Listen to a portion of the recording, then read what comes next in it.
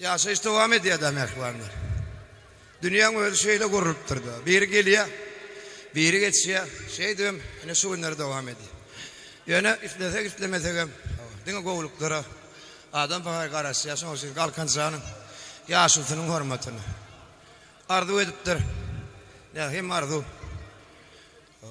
Golumdur ona yani çağızıkları ıydınla. Son arzuğuna getirdi. Demek oğullu adam öyle nokmak var. Hocam koyun emişsin kalkancan ne aydımı. Oluka koysan aydıp bereli. Kalkancan sen olsa nerede olsan dinle. Kalkanın adından hem oğlanlara kakalara hürmet duyan yiğitlere. Çağırcağına, meclisana, kakasına hürmet edip toy etmem. Küçücük gök sen adıma uvanım. Ululamsan ağrıyma dayanım. Ay küçücüklük sen adıma uvanım. Ululamsan ağrıyma dayanım. Hakancan sen adıma dua kılsam. Hakancan sen vefalı oldum olsun. Hakancan bekliğinden tutmamasın. Hakancan sen vefalı oldum olsun.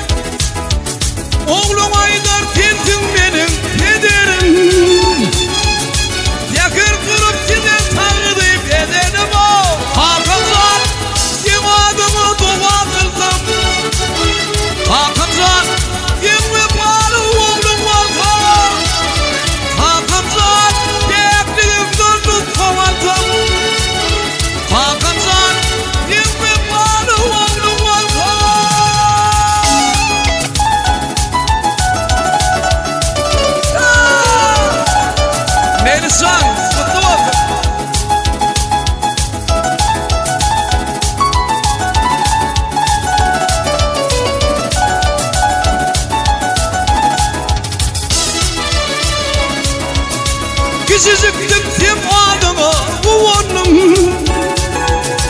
Ululamsam ağrıyma dayanım. Ay küçücüktüm tim adıma uvanım.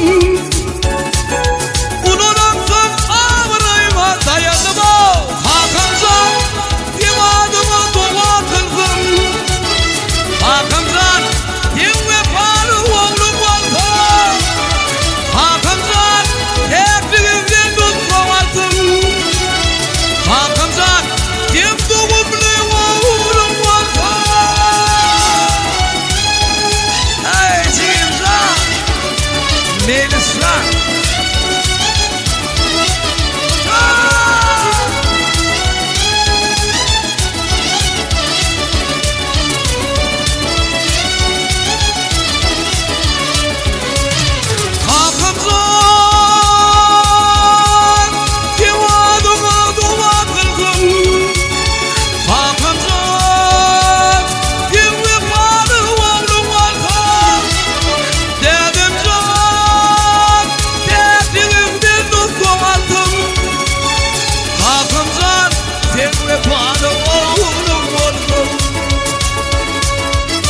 vefali oğlum olsun.